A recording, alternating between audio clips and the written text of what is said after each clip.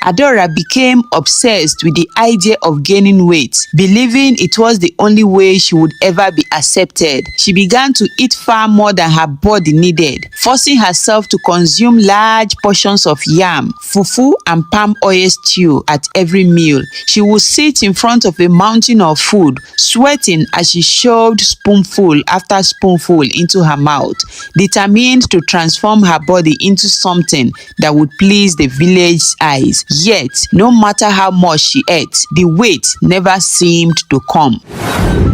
Umozala was a place like no other, a village where all the women were fat and robust except one maiden. In this peaceful paradise, every woman carried her weight with pride, moving through life with the assurance that her appearance pleased both her ancestors and her future in-laws. This belief had been passed down from generations, unchallenged, until the day a peculiar child was born to Nneka and Obinna. Nneka and Obinna were well respected in the village, known for their kindness and generosity. When Nneka became pregnant, the entire village was excited. Her pregnancy was smooth, and when the time came, Nneka gave birth to a baby girl that they named Adora. But as the midwife held up the baby for all to see, a hush fell over the room. Adora was not like the other babies. She was small, her limbs delicate, and her cheeks lacking the usual chubbiness that the village midwives loved to see. A murmur spread through the room, and some of the older women exchanged concerned glances.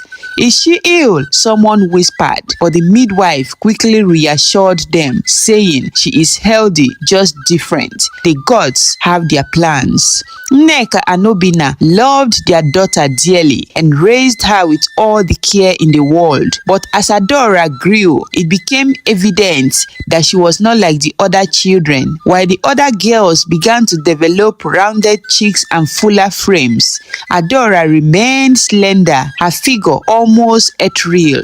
She had an inner light that shone through her eyes, a light that made her seem like she belonged to another world. From the moment Adora could walk, she became the subject of whispers and gossip. The other children would point at her, giggling and calling her Ada the stick or the slim one. She tried to join their games, but they often excluded her. Whenever she tried to dance during their maiden ceremonies, the other girls would laugh and say, "Your legs are too thin for the dance. Go and play with the boys." Dora's heart was heavy with loneliness. She would often retreat to the quiet fields at the edge of the village, where she could cry in peace. Her parents noticed her sadness and tried to comfort her. "You are special, Adora," her mother would say. "Gods have given you a beauty that is all your own. One day, you will understand why you are the way you are." They will always comfort. But these few words did little to ease Adora's pain. She felt like an outcast in her own village. One day, after another round of taunts from the other girls, she ran to the riverbank and cried until her eyes were sore. As she sat there, an old woman approached her. It was Mama Chinyere, the village healer, known for her wisdom and mysterious ways. "Why do you cry, little one?" Mama Chinyere asked gently. "I am not like the others. I am not beautiful like them. I am too thin, too different," Adora replied, her voice breaking. Mama Chinyere smiled and sat beside her. "Listen, child," she began. "The gods do not make mistakes. Every leaf, every tree, and every person has a purpose. Your difference is your strength. One day, the world will see what makes you special." Adora listened, comforted by the old woman's words, but doubt still clouded her heart. The constant mockery ate away at her confidence. Adora became obsessed with the idea of gaining weight, believing it was the only way she would ever be accepted. She began to eat far more than her body needed, forcing herself to consume large portions of yam, fufu, and palm oil stew at every meal. She would sit in front of a mountain of food, sweating as she shoved spoonful after spoonful into her mouth, determined to transform her body into something that would please the village's eyes. Yet, no matter how much she ate, the weight never seemed to come. Her body remained lean, refusing to conform to the ideal shape everyone expected. In her desperation, she turned to the other maidens who, despite their taunts, took pity on her. They whispered to her of herbal concoctions passed down by their mothers, secret potions that could supposedly help a maiden gain weight quickly. Desperate and naive, Adora agreed to try these concoctions. Each day, she would drink a new mixture, choking down the bitter taste, clinging to the hope that this one finally would work. One of the girls, Chioma, gave her a particular potent mixture, swearing it had helped her cousin gain weight in just a month. Drink it 3 times a day, Chioma advised. You will see a difference soon. Just keep at it, she added. Adora did as she was told. She drank the concoction religiously, ignoring the nausea that often followed. She felt her stomach twist and cramp painfully, but she convinced herself that this was just a side effect, a proof that the potion was working. She became weaker with each passing day, her skin growing pale, but she persisted. The desire to be accepted, to be seen as beautiful, pushed her to endure the discomfort. One morning, Adora woke up feeling faint, her head spinning, her body was drenched in sweat, and she could barely stand. Determined to keep going, she forced herself to drink another dose of the concoction, but as soon as it touched her lips, a sharp pain shot through her abdomen. She collapsed to the ground, clutching her stomach, her breath coming in heavy gasps. Her parents, Obinna and Nneka, heard her cries and rushed into her room. They found her writhing in pain, her face pale and her lips blue. Nneka screamed for help, and within minutes, the neighbors had gathered outside their small hut. Mama Chinyere, the village healer, pushed her way through the crowd and knelt beside Adora. What has she taken? Mama Chinyere asked urgently. Chioma, who had come to see if Adora had gained any weight yet, stepped forward hesitantly. She's been drinking a mixture to help her gain weight, she mumbled, unable to meet anyone's eyes. Mama Chinyere's face darkened. Foolish girl, she snapped. Do you not know that these concoctions are dangerous? Everybody is different. What worked for another may kill someone else, she said. With swift hands, Mama Chinyere began to administer a remedy to counter the effect of the toxic mixture. Adora lay there, barely conscious, her mind drifting in and out of darkness. She heard the murmurs around her, the whispers of pity and judgment. For 3 days, Adora lay in bed, weak and feverish. Her parents stayed by her side, worried she might not survive. On the 4th day, she finally opened her eyes, her body aching but alive. She looked up at Mama Chinyere, who had stayed to monitor her recovery. You are lucky, child, the old woman said sternly. The gods have spared you, but only just once. You must never seek to change what the gods have given you. Your body is a gift, whether you see it that way or not, she added. As Adora grew into her teenage years, the village began preparing for its grandest event,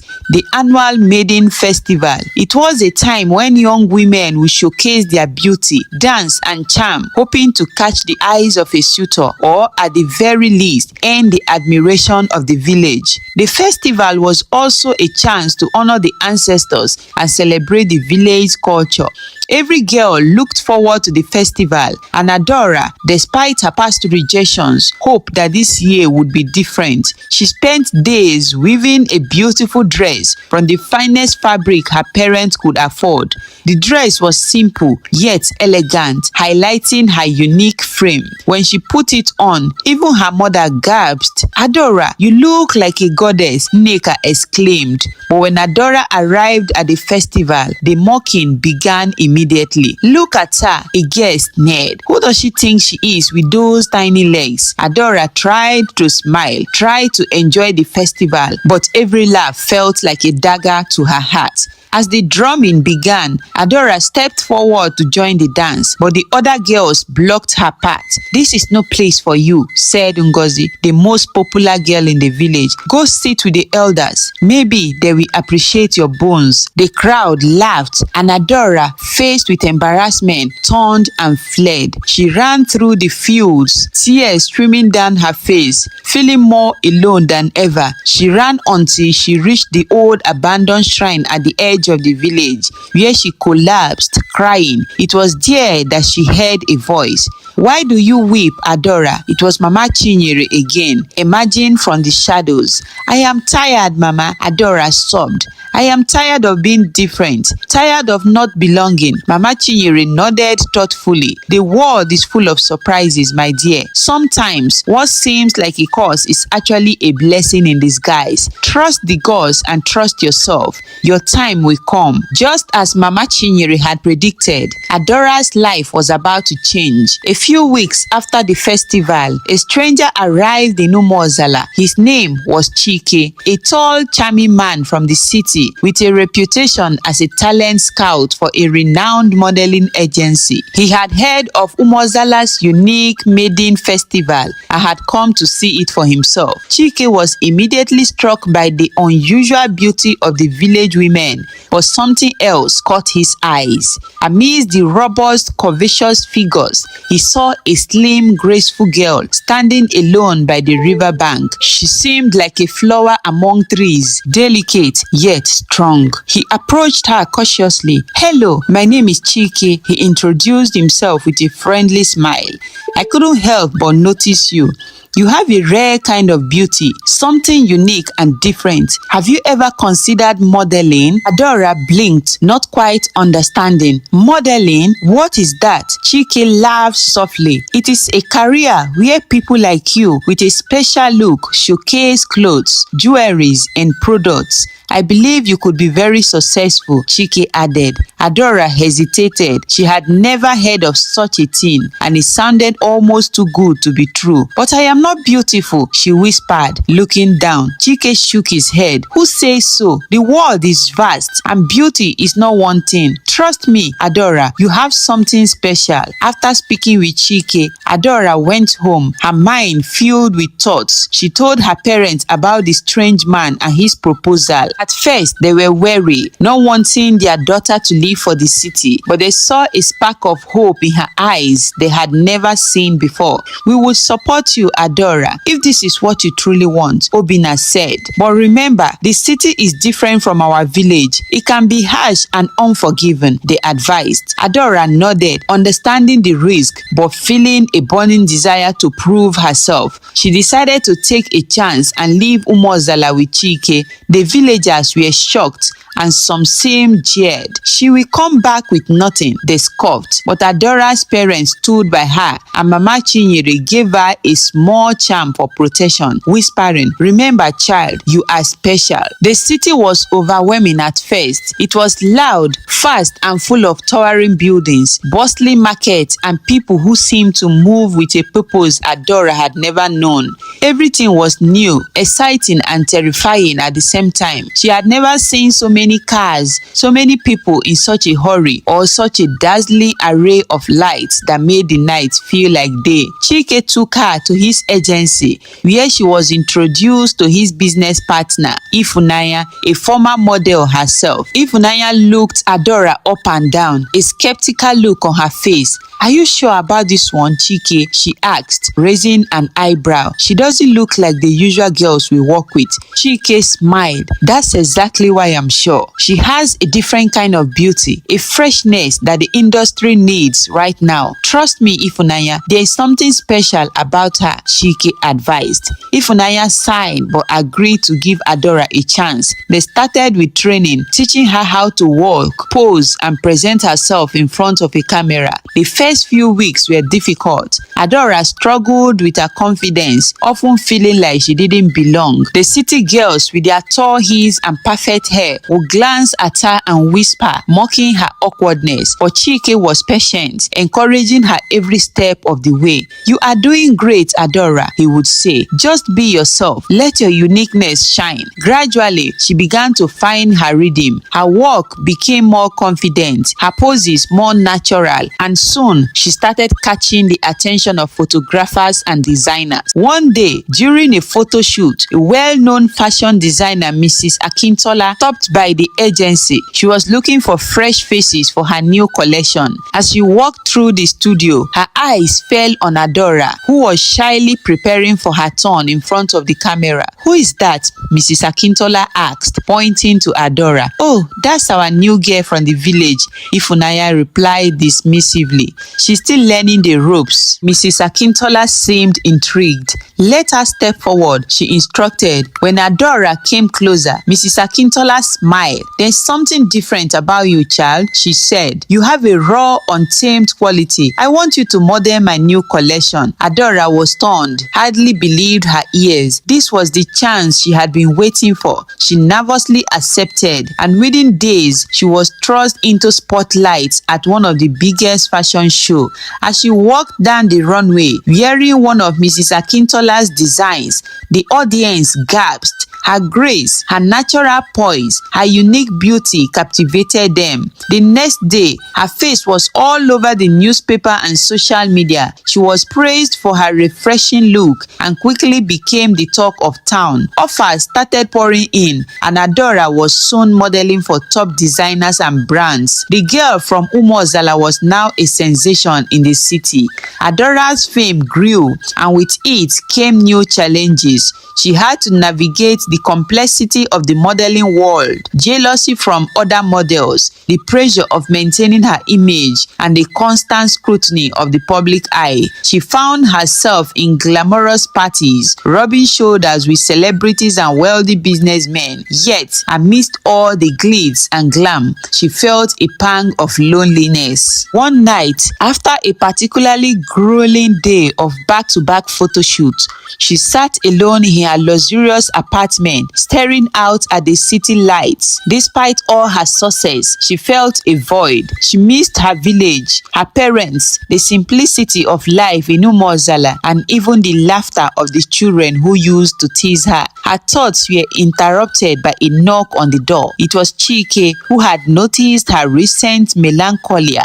"Adora, are you okay?" he asked, concern in his voice. Adora sighed. "I'm grateful for everything, Chike, but sometimes I feel like I don't belong here. I miss my home," she said. Chike nodded. "It's normal to feel this way, but remember, you have come so far and you have inspired so many people already. You have a story to tell and you are living it every day. Don't let the loneliness of a moment take away from your journey."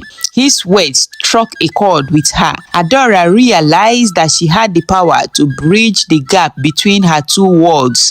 She decided to use her platform not just to model, but to advocate young girls who felt different or out of place. She began sharing her story in interviews, talking about her upbringing, the beauty standard in her village, and how being different had become her greatest strength. Months later, Adora decided to return to Umuozala for a visit. She had been away for a long time, and though she was nervous about how she would be received, felt a pull to go back to her roots. She had sent words to her parents, but she didn't know what to expect from the rest of the village. As she approached the village square, she was surprised to see a large crowd gathered. The villagers who had once mocked her for being different were now cheering her name. Children ran up to her, laughing and waving. The women, even those who had once excluded her, came forward to embrace her. Obina and Nneka, her parents, stood at the front, tears of pride in their eyes. Mama Chinyere was there too, smiling with satisfaction. "See, child," she whispered. "Didn't I tell you that the gods have their plans?" she said.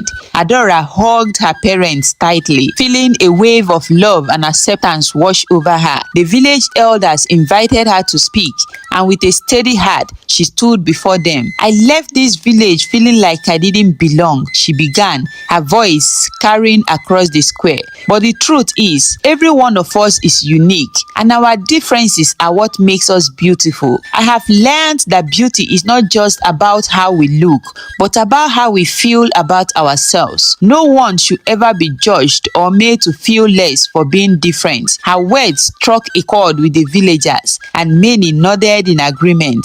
They saw her not just as Adora, the slim girl who had left for the city, but as a symbol of courage, determination, and self-love. Adora's return brought a new way of change in Umuozala. Her story had gone viral, and the village began attracting visitors from far and wide, eager to see the place that had bettered a city model. More importantly, Adora's journey inspired many in the village to rethink their standards of beauty and success. The village women began celebrating their own unique attributes, and the young girls who had once teased Adora now looked up to her as a role model. Even Ngozi, the girl who had mocked her at the maiden festival, approached her with tears in her eyes. "I am sorry, Adora," she confessed. "I was wrong to judge you. You have shown us what true beauty is."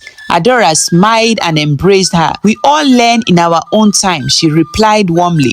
Before leaving Umuozala, Adora decided to give back to her community. She used her earnings to build a community arts and learning center where young girls and boys could learn skills like modeling, photography, and even public speaking. She wanted them to have opportunities like she had never dreamt of. She named the center Mama Chinyere's Wisdom House in honor of the old healer who had first helped her see her worth. The center quickly became a hub of activity, a place where young people found a sense of purpose and belonging. The girl who had once cried by the riverbank in Umuozala was now a symbol of hope and strength for millions. Her journey had shown the world that true beauty lies not in conformity, but in the courage to be oneself. Thank you so much for watching. Please like and leave a comment letting us know what you think about the story. Kindly subscribe if you are yet to do so. Up until next time, bye for now. Mwah.